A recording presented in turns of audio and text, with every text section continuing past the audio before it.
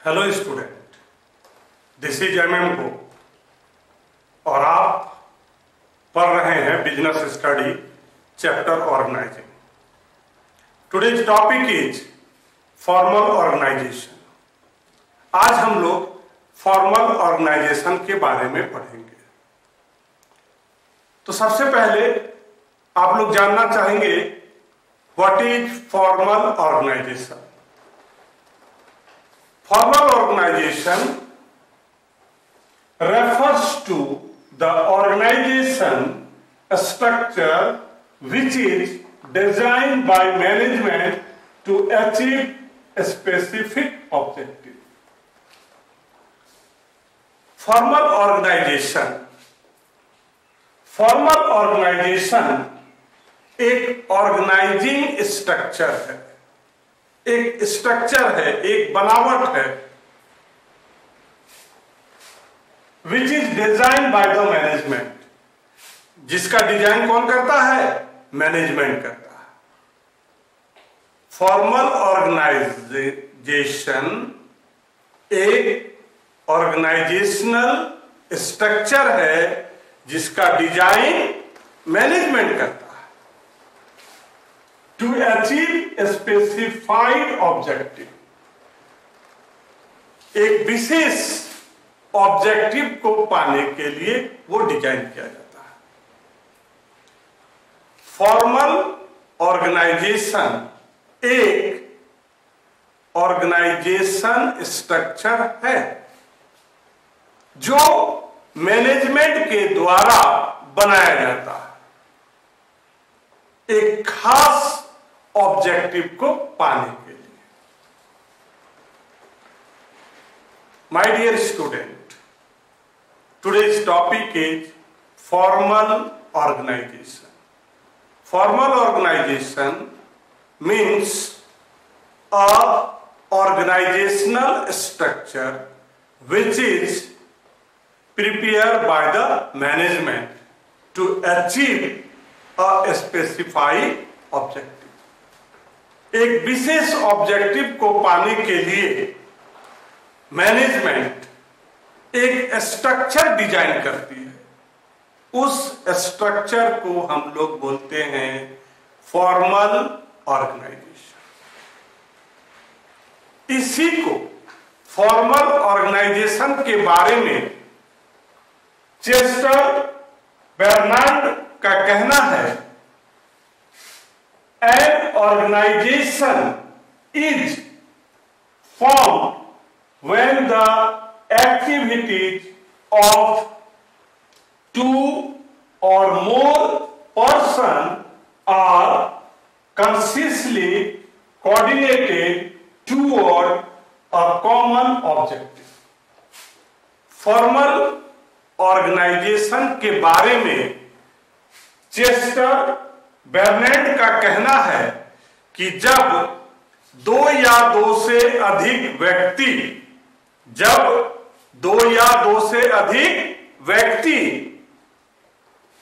जो भी काम करते हैं, हम लोग बात कर रहे हैं ऑर्गेनाइजेशन का, जब किसी ऑर्गेनाइजेशन में दो या दो से अधिक व्यक्ति किसी कॉमन ऑब्जेक्टिव को, जो कॉमन गोल है सबका, सारे लोगों का, उसको पूरा करने के लिए जानबूझ करके एक दूसरे के बीच संबंध स्थापित करते हैं, इसको हम लोग बोलते हैं फॉर्मल ऑर्गेनाइजेशन। फॉर्मल ऑर्गेनाइजेशन का मतलब एक ऐसा संगठन जिसमें ऑर्गेनाइजेशन में काम करने वाले व्यक्तियों के जो रेस्पॉन्सिबिलिटी है, राइट्स है, उनके जो संबंध है एक दूसरे के बीच में, उसको अच्छी तरह से डिफाइन करना ही फॉर्मल ऑर्गेनाइजेशन है।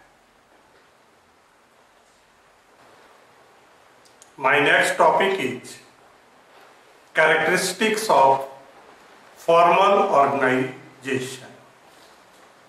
अब आप लोग हमसे पढ़ेंगे characteristics of formal organization. There are many characteristics of formal organization. Number one, it has defined interrelationship. Second, it is based on rules and procedures. Number third, it is based on division of work. It is impersonal, it is more stable, and last is, it is deliberately created. So now we are studying here presently characteristics of formal organization. Formal organization का जो पहला characteristics है, लक्षण है, features है, वो है it has defined inter relationship. As we know, in an organization there are so many people are working there. हम लोग अच्छी तरह से जानते हैं कि एक ऑर्गेनाइजेशन में बहुत सारे लोग काम करते हैं और जितने भी सारे लोग काम करते हैं, they are all may be manager, general manager, junior manager, deputy manager, foreman, etcetera. और ये जितने भी एम्प्लॉय होते हैं इस ऑर्गेनाइजेशन में, हम लोग बात कर रहे हैं फॉर्मल ऑर्गेनाइजेशन का.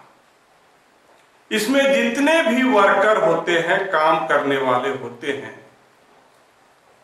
ये डिटरमाइन होता है, डिफाइन होता है कि इनके इंडिविजुअल क्या राइट्स और रेस्पॉन्सिबिलिटी है. ये डिफाइन रहता है, क्लियर रहता है. साथ ही साथ ये डिफाइन रहता है कि कौन किसको रिपोर्ट करेगा, कौन किसका सबऑर्डिनेट होगा और कौन किसका सुपीरियर होगा. फॉर्मल ऑर्गेनाइजेशन में ऑलरेडी डिफाइन रहता है, ये निश्चित किया हुआ रहता है कि फॉर्मल ऑर्गेनाइजेशन में जो लोग काम करते हैं, कौन किसको रिपोर्ट करेगा, कौन किसका सुपीरियर होगा और कौन किसका सबऑर्डिनेट होगा. ये सारे लोग एक साथ मिलकर के काम करते हैं और सारे लोगों का एक ही टारगेट होता है, ऑब्जेक्टिव को अचीव करना. Number 2, it is based on rules and procedure. ये जो फॉर्मल ऑर्गेनाइजेशन होता है, ये रूल्स और प्रोसीड्यूर के बेस पर काम करता है. रूल्स हम लोगों ने पढ़ा है कि रूल्स का मतलब बिल्कुल है कि सारे लोग जो उस ऑर्गेनाइजेशन में काम करते हैं, सारे लोगों को उसको नेसेसरी है, जरूरी है उसका पालन करना. और प्रोसीड्यूर का मतलब है कि उस ऑर्गेनाइजेशन में गोल को अचीव करने के लिए जो काम करने हैं वो एक मेथड के द्वारा करना है, एक प्रोसीड्यूर के द्वारा करना है कि किसके बाद किस काम को करना है. तो फॉर्मल ऑर्गेनाइजेशन तभी होगा जब उसमें रूल्स और प्रोसीड्यूर के आधार पर उसमें काम होगा. Number 3, it is based on division of work. अगर ऑर्गेनाइजेशन में कोई भी वर्क है, then this work is distributed into different small work. जब हम एक काम को छोटे छोटे टुकड़ों में बांट देंगे और वो जो जितने भी छोटे छोटे टुकड़े होंगे उसका काम करने वाला अलग अलग व्यक्ति होगा। तो अगर डिवीजन ऑफ वर्क होगा तो this is the characteristics of formal organization. और अगर डिवीजन ऑफ वर्क की बात हम नहीं करेंगे तो वो फॉर्मल ऑर्गेनाइजेशन हो ही नहीं सकता है। तो फॉर्मल ऑर्गेनाइजेशन में क्या होता है? डिवीजन ऑफ वर्क, वर्क का डिवीजन होता है और जितने भी डिवीजन ऑफ वर्क होते हैं उसको डिफरेंट लोग परफॉर्म करते हैं, डिफरेंट डिपार्टमेंट बनता है to achieve a common goal.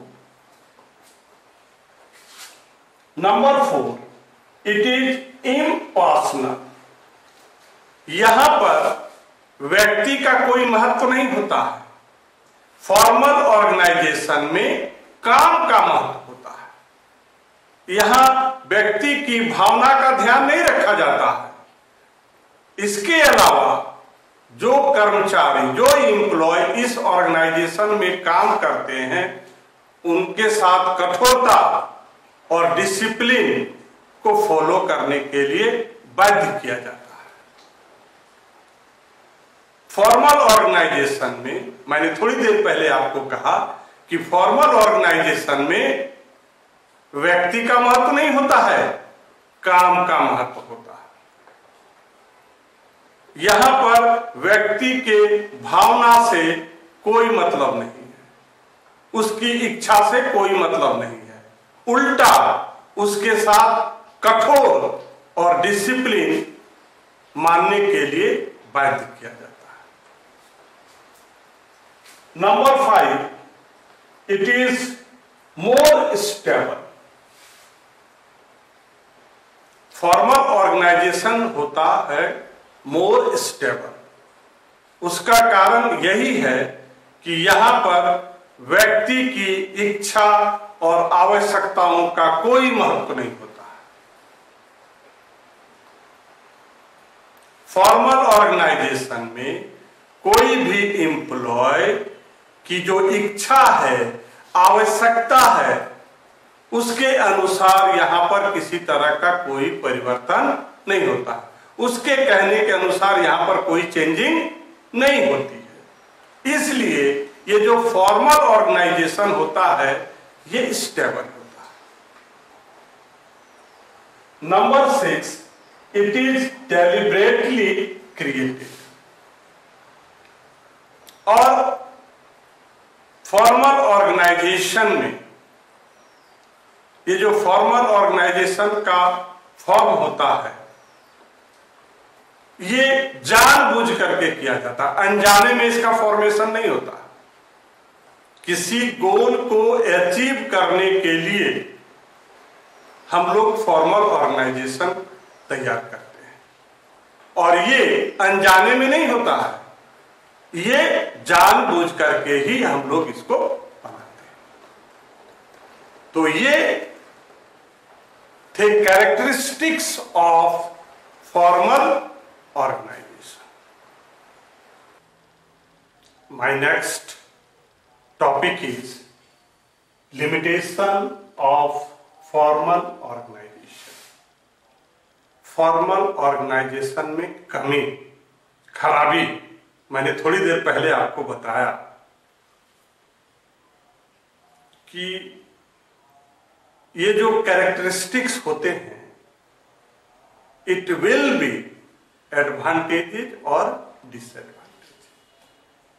Now we are going to study about limitation of formal organization. मतलब फॉर्मल ऑर्गेनाइजेशन की कमी क्या है? Number 1, delay in work. Work में डिले होता है। फॉर्मल ऑर्गेनाइजेशन में हम जो भी काम करते हैं अकॉर्डिंग टू रोल और प्रोसीड्यूर करते हैं। बीच में कहीं ऐसा लगता है कि कुछ करने से काम जल्दी हो जाए लेकिन हम उसमें कोई चेंज नहीं कर सकते। हम लोग रूल्स और प्रोसीड्योर का फॉलो करने के चलते कभी कभी क्या होता है, कुछ काम को करने में लेट हो जाता है, डिले हो जाता है। तो ये पहला लिमिटेशन है फॉर्मल ऑर्गेनाइजेशन का कि वर्क में डिले हो जाता है। उसका कारण क्या है? हम लोग रूल्स और प्रोसीड्योर से बंधे हुए होते हैं।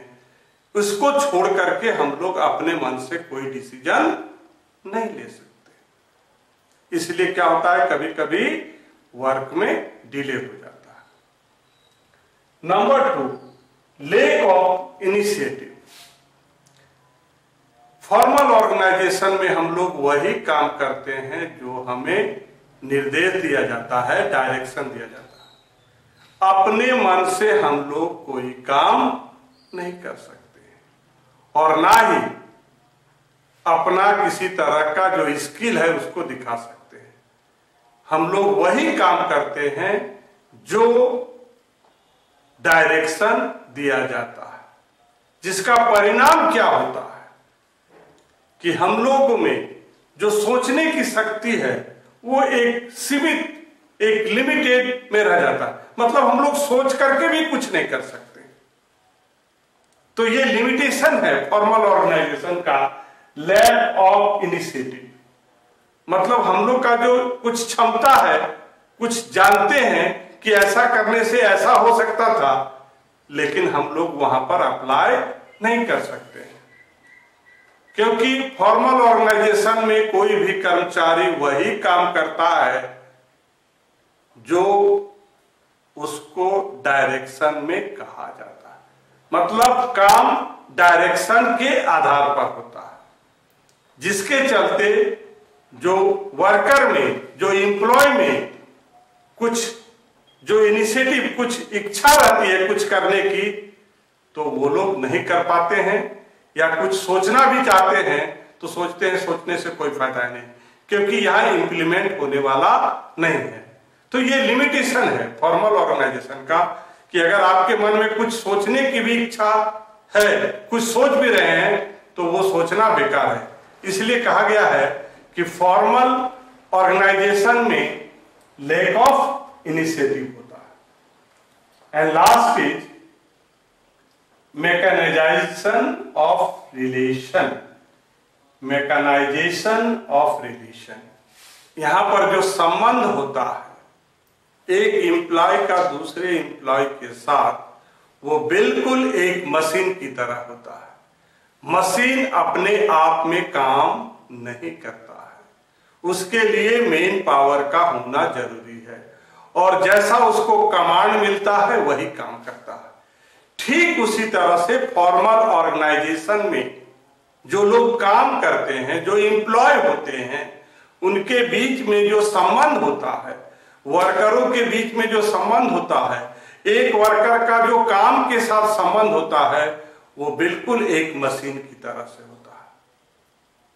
मतलब अपने आप में वो किसी तरह का कोई डिसीजन नहीं ले सकता है। अगर कुछ करना भी चाहता है तो वो वहां पर कुछ नहीं कर सकता।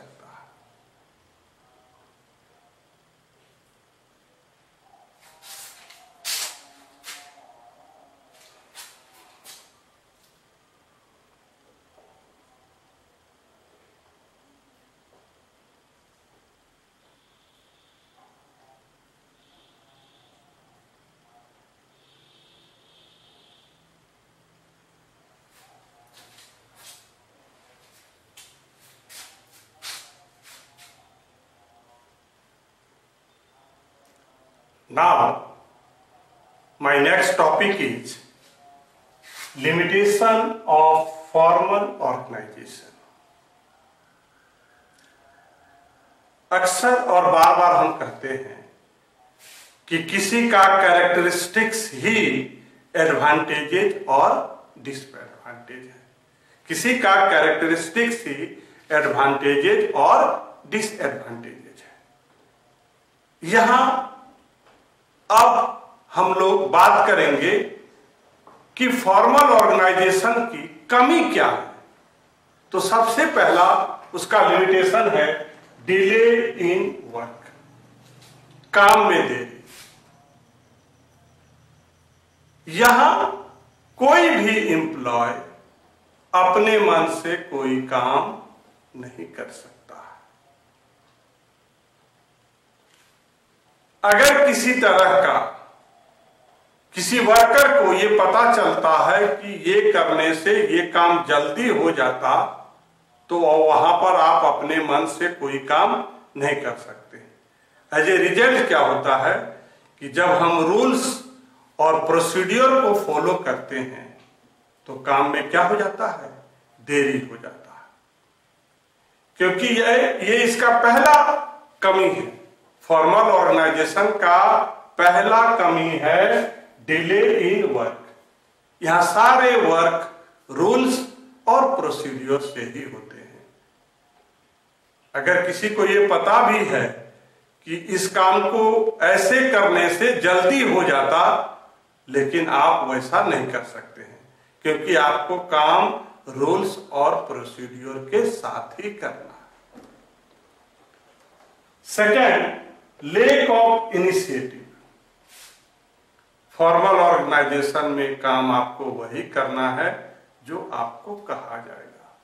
That means according to direction. ऐसा होने से जो एम्प्लॉय होते हैं वे लोग सोचना ही छोड़ देते हैं कि सोच करके क्या होगा, हम लोग जो सोचेंगे जो बोलेंगे वो तो होगा नहीं। इसलिए जो एम्प्लॉय होते हैं उसमें जो इनिशिएटिव की बात होती है, जो कुछ सोचने की बात होती है, वो समाप्त हो जाता है। क्योंकि फॉर्मल ऑर्गेनाइजेशन में काम डायरेक्शन के अनुसार ही होता है, इसलिए लोग यहां पर सोचना छोड़ देते हैं कि सोचने से क्या फायदा है। And last, mechanization of relation. यहां पर जो रिलेशन होते हैं एम्प्लॉय का काम के साथ में, वो बिल्कुल एक मशीन की तरह ही है। यहां पर किसी तरह का अपना ज्ञान, नॉलेज शेयर नहीं किया जाता है, क्योंकि थोड़ी देर पहले हमने आपको बताया कि यहां वही काम करना है जो आपको डायरेक्शन में दिया गया है। तो यहां पर जो वर्क होता है और वर्किंग का जो रिलेशन होता है वो बिल्कुल एक मशीन की तरह होता है। मशीन का मतलब ये हो गया, मशीन खुद काम नहीं करता है, उसको मेन ही ऑपरेट करता है और उसमें एक पार्टिकुलर सिस्टम ये करता है। मशीन का मतलब है कि स्विच ऑन कर दिए, जैसे पंखा स्विच ऑन कर दिए, पंखा घूमने लगा। मशीन आपके चाहने से कुछ नहीं होगा, फिर आप जब स्विच ऑफ करेंगे तो पंखा ऑफ हो जाएगा। ठीक उसी तरह से यहां पर क्या होता है, जो वर्कर काम करते हैं उसके कुछ राइट्स है, रेस्पॉन्सिबिलिटी है, डायरेक्शन है, ये सारा चीज दिया हुआ है। यहां पर अगर कोई स्किल, स्पेशल कोई नॉलेज लगाना चाहता है, कोई ज्ञान कुछ देना चाहता है, तो वो बेकार है, यहां पर अप्लाइड नहीं होगा।